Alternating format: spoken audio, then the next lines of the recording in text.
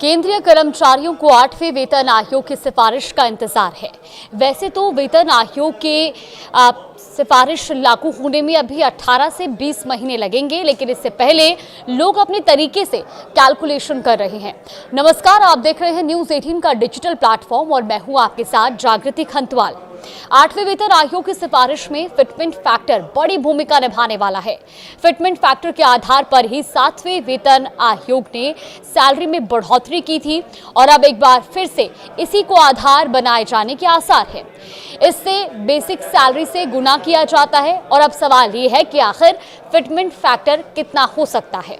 दरअसल कर्मचारी संगठनों ने 2.86 से लेकर 3.25% तक के फिटमेंट फैक्टर की मांग रखी है। यानी कि 3.25 का फैक्टर लागू होता है तो वर्तमान न्यूनतम बेसिक वेतन 18,000 रुपए से बढ़कर 58,500 पर पहुंच सकता है। आपको बता दें कि 7वें वेतन आयोग ने 2.57 का फिटमेंट फैक्टर लागू किया था, जिससे न्यूनतम वेतन 7,000 से बढ़कर 18,000 रुपए हो गया था।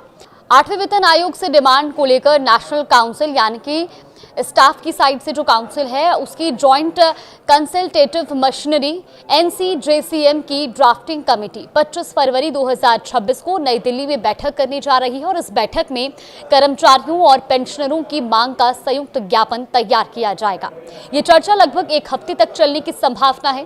कर्मचारी संगठनों ने फिटमेंट फैक्टर के अलावा 5% वार्षिक वेतन बढ़ाने की और साथ ही हाउस रेंट अलाउंस यानी कि HRA के लॉजिकल निर्धारण के साथ ही DA का एक नया स्ट्रक्चर और पेंशन संशोधन फॉर्मूले पर चर्चा की मांग की है। 8वें वेतन आयोग की वेबसाइट भी हाल ही में शुरू हो गई है। ऐसे में सरकार ने संबंधित व्यक्तियों और हितधारकों से सुझाव और राय इस वेबसाइट के जरिए मांगे हैं, जिसमें लाखों केंद्रीय सरकारी कर्मचारियों और पेंशन भोगियों को राहत मिली है।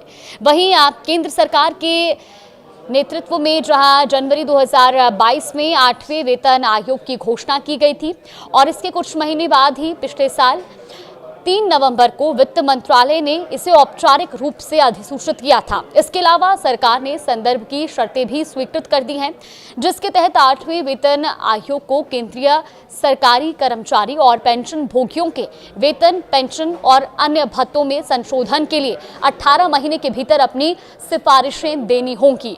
बता दें कि 7वें वेतन आयोग का कार्यकाल 31 दिसंबर 2025 को पूरा हो गया था और अब 8वें वेतन आयोग की सिफारिशें लागू होने वाली है।